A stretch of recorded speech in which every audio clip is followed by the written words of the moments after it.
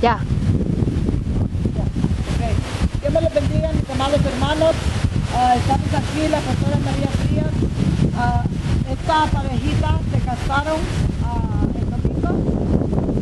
Esta es una campaña que trajimos este año 2012 a Inver por Plata, República Dominicana. Ellos se casaron y ahora les acabamos de bautizar.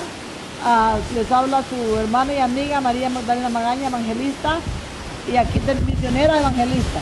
Y aquí tenemos a la predicadora, futura pastora del Templo Cristo Vive, que se ha levantado aquí en este pueblo de Inver, Puerto Plata, República Dominicana.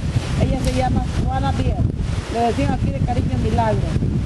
Y pues les pedimos sus oraciones para estos jóvenes que se acaban de casar y acaban de dar el paso de obediencia, que es el bautismo. Que Dios me les bendiga, y la hermana pastora María Frías con ustedes.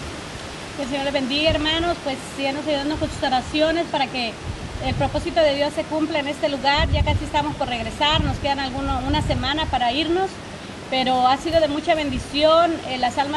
Muchas almas se han salvado, pero hay mucha necesidad, hay mucho trabajo que hacer por acá, para que el Señor, hermanos, siga mandando misioneros, evangelistas a este lugar, para que se siga haciendo la obra del Señor, o si no, que nos vuelva a traer de nuevo. Amén, amén. Que el Señor les bendiga mucho. Y aquí la predicadora y futura pastora que se está preparando para el pastorado, Juana Biel con ustedes. Dios le bendiga a todos y le damos las gracias a nuestro Dios primeramente, que nos han enviado estas dos misioneras, estas dos hermanas, estas dos guerreras de Dios, a ayudar mi gente en este humilde pueblo de República Dominicana.